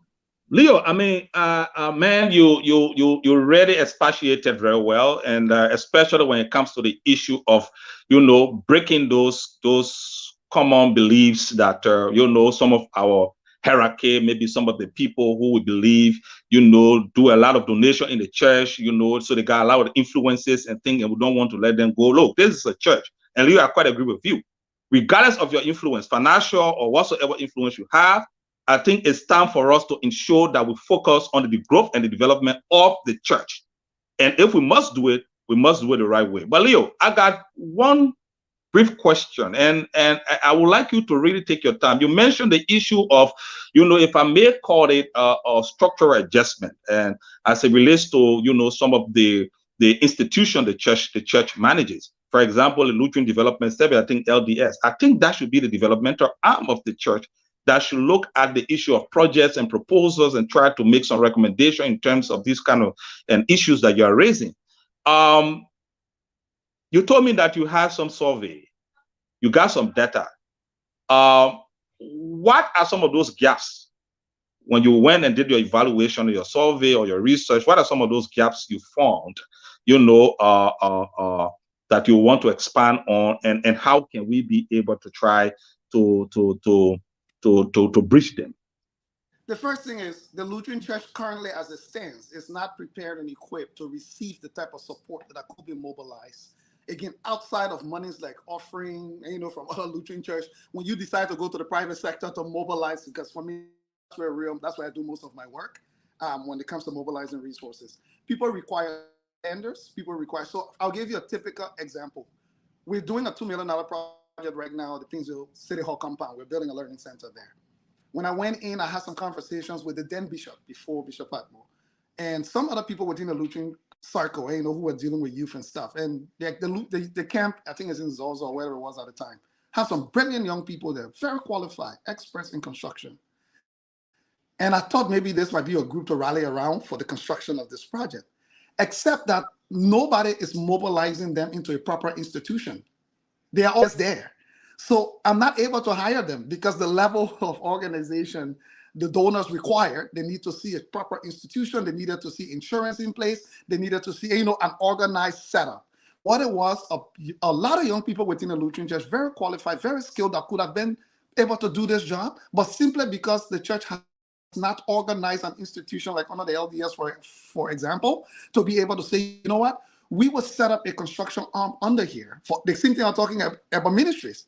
If we had a construction ministry of experts, you know, within the Lutheran circle, who are engineers, who are civil engineers, or whatever they are, in there will work. So what the survey find is we have a lot of expertise in the Lutheran church with no ministry for it. People are just floating around. You got experts accountants. If we're talking about financial, you got fundraisers, you got project managers. All of these people can only do their lay individual thing whenever, you know, whenever they feel that they want to do something small, they help the church. But and the impact of their work is always going to be limited and marginalized when it is just done on an individual ad hoc basis.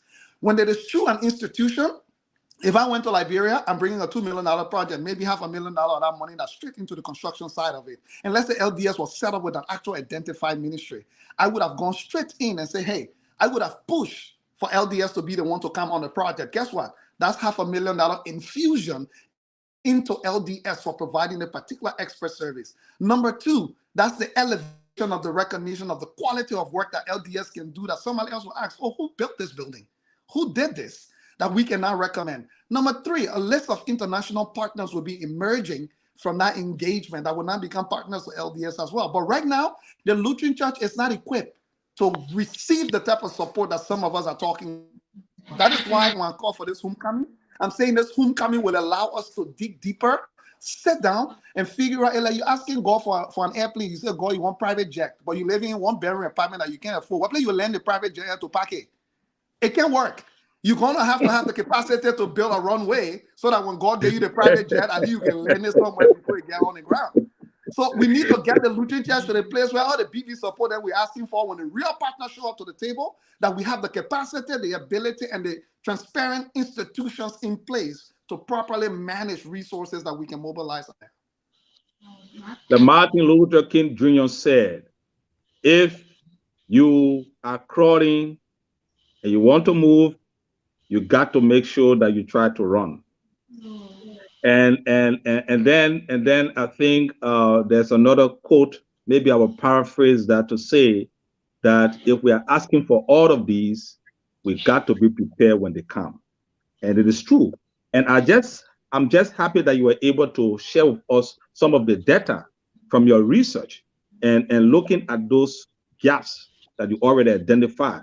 So you tell me that the LDS is just on small scale project, you know, like going to do something like trauma healing. I don't know if they collaborate with the trauma healing there. We need to try to see if we can get some of the projects to come on so they tell us what really they're doing so we can be able to understand them, because that's one thing that we need to know. For example, what the trauma healing is doing. For example, what LDS and other projects of the church. But Reverend, you listen to Leo, and you heard him dissecting, you know, some of the issues, especially the challenges, and how we can, you know, surmount those challenges.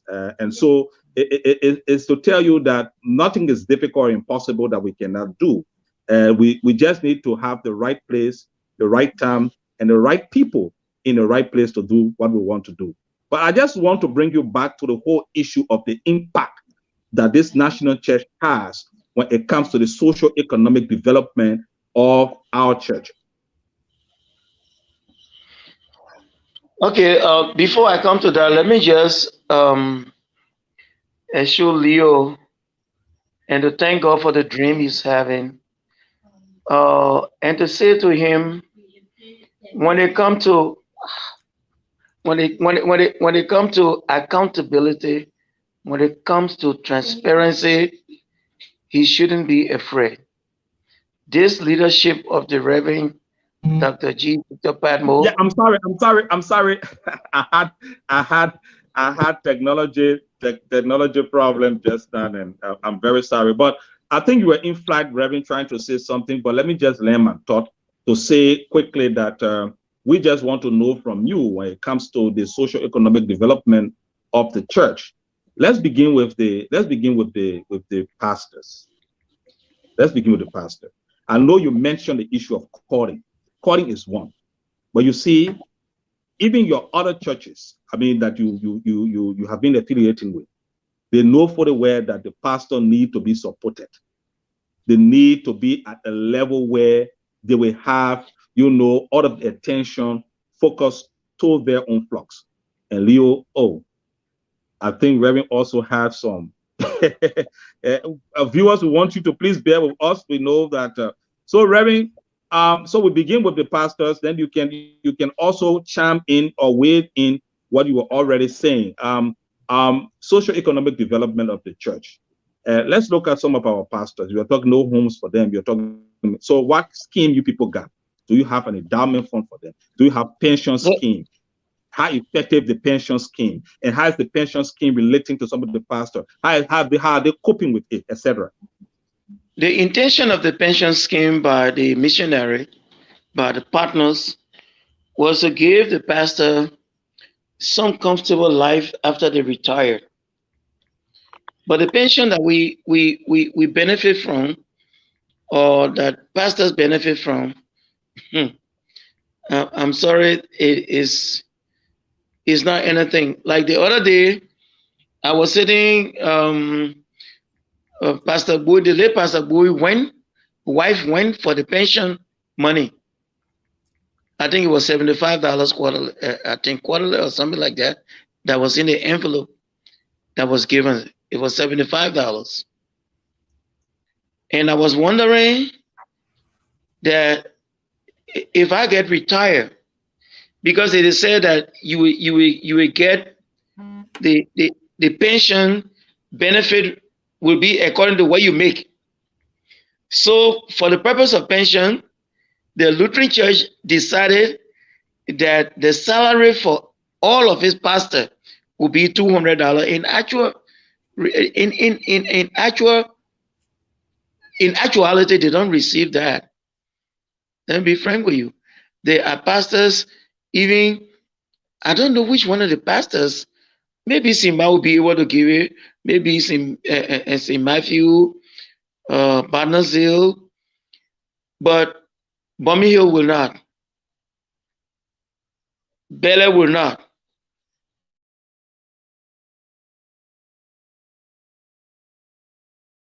And I'm telling you because I've been chairperson of the board. Some pastors make as low as $50, some $30, $25. So if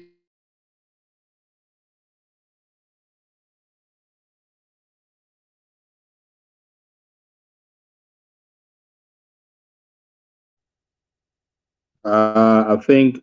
Yeah, it looks like he's frozen. You get me? Yeah, I think he's. We can hear you now, Reverend. Are you there? Yes, Reverend, go ahead. Oh, you can hear me? Okay. So, there are people in Liberia, even if you tell them to not call me until 11 o'clock, they will be calling you back to back. That's what's happening. So, pastors are going to seminary. When they are coming out of seminary, they are worried. Where will I be assigned? Will I be able to get money to get my family living, my children to go to school, medical, and all of these things? So the lack of these things is causing a lot of gap in the ministry when it comes to commitment of pastors. There are several pastors that have been assigned. They said they are not going there. They said they're not going. And what do you do with such people? Well, you can just tell them, okay, saying you're not going, got no assignment for you. You can't force them to go. There are several of them that are doing other work, like teaching in other schools. They will not go. Yeah, but so when it comes to the economic and social development of the pastor, we need not to train pastor in one dimension. Exactly. Some of the pastors should be accountant. Some of them should be educator. Some of them should be agriculturist. I was in Germany. And what I saw in Germany, even the United States, there are pastors who got other career. You know, Brian comes to us as a missionary. Brian is an engineer. He's not a pastor, ordained pastor. He is an engineer. So where are we getting the mentality from? That the people should just go from seminary from there. They should just sit down in the church Sunday they wait for offering before they can take something. This is crazy.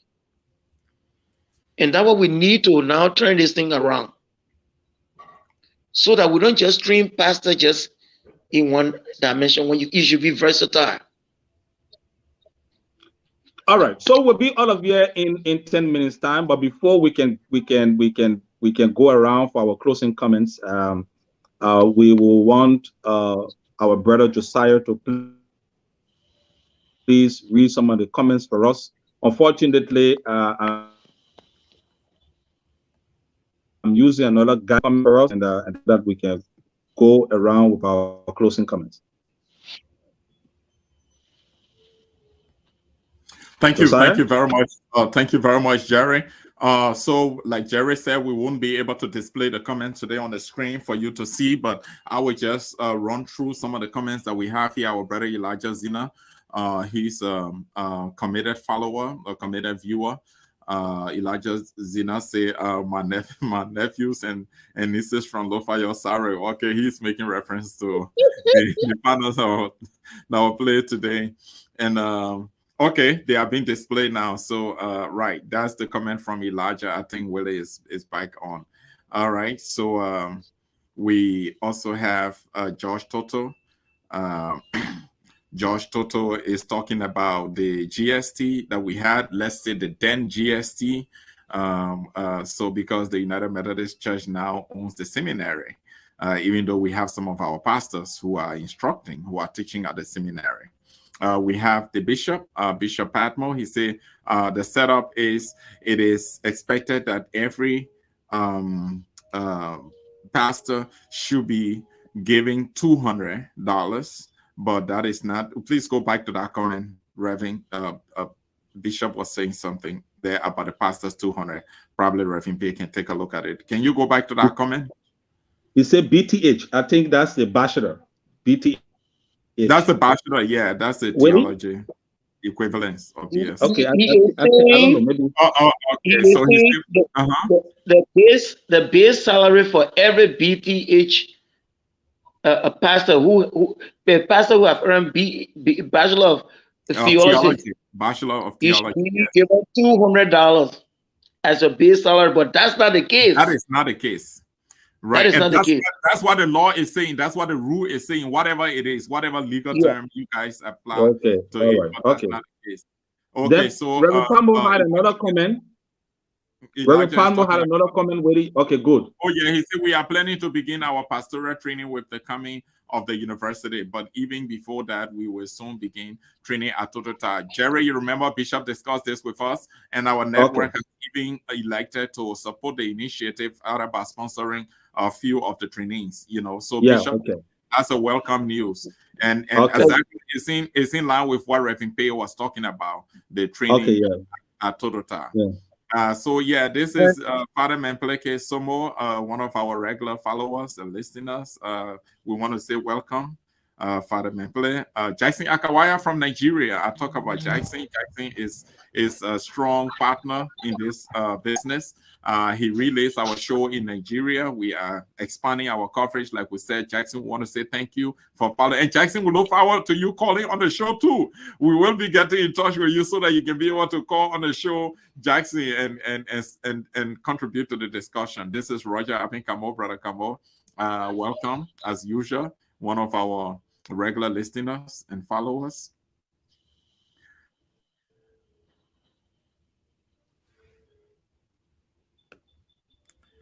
So we have Banatina. We want to say welcome. We talk about Elijah and Father Memple. Okay, those are just few of our listeners and viewers. We want to thank them for following us regularly. So we will be out here in the next 5 minutes. We'll go around for final comments. We will go to Leo, and I think that's it from my end. After Leo is Jerry. Jerry, then Pastor Pei, Reverend Pei, will just give the benediction to close the show. So Leo, we go to you. Yeah, no, thank you. Thank you again, Reverend Pei. Thank you. Good to see you. Everybody, thank you again. Like we said, this is going to be a tax that we all must take on, but we can't just sit and criticize and say why the church is not doing it. I think at some point we all have to. I don't think it's an impossible task. I think the church already has everything in place to make this happen. What we now need to do, like I said, if we're asking God to give us a private jet, we need to start building a runway so that when God lands the private jet in our hand, we get somewhere to land it and pack it and put people inside and take them around. So what we are all praying for, I think, again, I'll be reaching out to you, Jokai, for us to talk a little bit more before I head to Liberia to meet with Bishop. I think this homecoming issue is a low-hanging fruit. There's almost $0 cost to the church. Everybody coming will be coming on their own volition anyway. It's just the church really organizing something nice, putting together to ensure that when people come, they get the worth of the trip that they're coming for as a way of reconnecting them with the Lutheran Church. Thank you.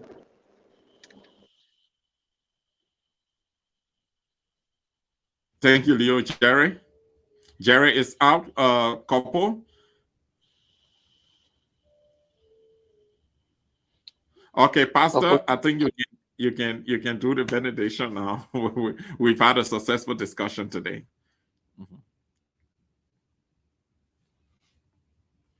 Pastor P, are you there? Yeah, I'm there. I want to thank all of you, my Lutheran connection, for always calling us to sit and talk about our church. This is the only church that we have. We have no other place to go.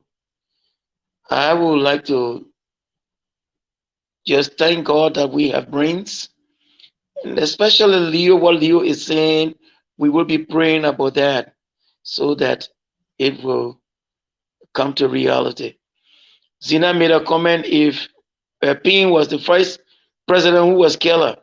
When I talk about the first president, I am talking about the time the church took over fully indigenous leadership, and Ping was the first. We're not talking about when they were sharing, when Harvey Koreng and was president and Ezra was vice president. No, that's not the time. That missionary and indigenous leadership period. I'm talking about the indigenous leadership period. Being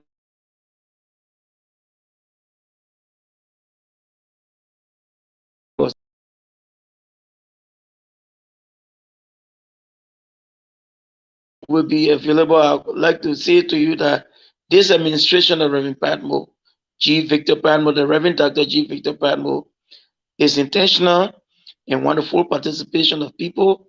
He is basing the theme on transparency, honesty, and accountability. That one day you will not move forward from on it. I don't care how people think. This church must be accountable. There should be transparency. It should have integrity. Thank you. Reverend, before you say the final benediction, Jerry's back. You know, they say the Reverend say the benediction, and we can talk again. So maybe Jerry, if you get anything to say quickly. Yeah, thank you. I've been in the backstage. The same thing happened to Reverend. Somebody just don't understand that I'm using another gadget to call. But I just want to say thanks so much, Leo, for your insightful participation. And I also want to thank our Reverend who has been usually following our show and has been giving us some spiritual guidance and always available to talk some of these critical issues. We want to say, Reverend, thank you so much.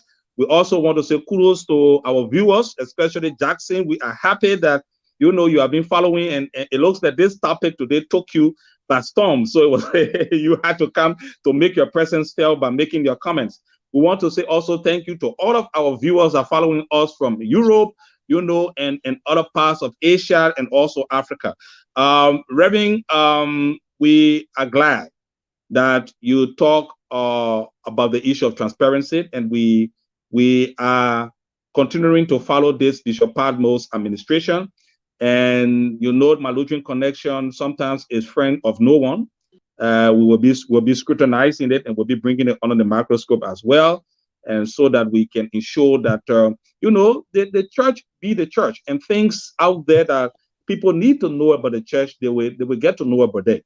And also to say that the Malutri Connection platform is just the innovation, that we have all the added value that we have added to the church, so that some of these things people know about them, people hear about them, people see them, and people see people like Leo coming on, making strides of there, and many other Lutherans who are making strides of there. We will endeavor to get them so that they can be able to bring more ideas, share the perspective on how we can be able to create money, how we can be able to make money, and not to just only spend money. I borrowed that from Leo when we had our backstage conversation. So I want to say thank you guys for the opportunity also tonight. Yeah. Okay, Pastor, you can give the benediction now. Yes, I can give the benediction, but Bishop is there, so but he's not on. So then, Bishop, I'm going to give the benediction. Let me call Bishop on the phone. Yeah, call Bishop on the phone. Let him give the benediction. With him on, I can give the benediction. Bishop always follow. Yeah. And no, everything that Leo said, Bishop Philip taking note. Afterwards, Josiah Bishop will be ask your sentiment number to me so that we can. I'm meeting Bishop. I'm meeting Bishop in person. Now I'm going to Monrovia. I gotta go to his office to really sit down with him in person. That's why I'm going to Monrovia. That is what Bishop can do. He said, send me the number of the person. Bishop is in love with good ideas. I don't know if Bishop is on now. I know he was on before. I'm calling him, but he seems okay. So Reverend Pierre can give the benediction, and then because he got the mic here to shut down the show. Recognize Bishop and is official on the show. So Reverend, I don't think you are in trouble. No Episcopal trouble here. So I can go ahead? Yes. Okay. Well, we thank the Lord for the opportunity to be here tonight and to have us talk about his church that he established. And we thank the Lord for empowering men and women to focus on the ministry. We thank God for the vision of Leo, and we pray that it will be strengthened through his will. Now may the Lord bless you and keep you. May he make his face shine upon you and be gracious unto you. May he lift up his countenance upon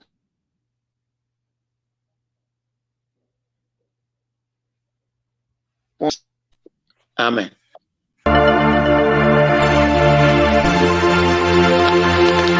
Amen.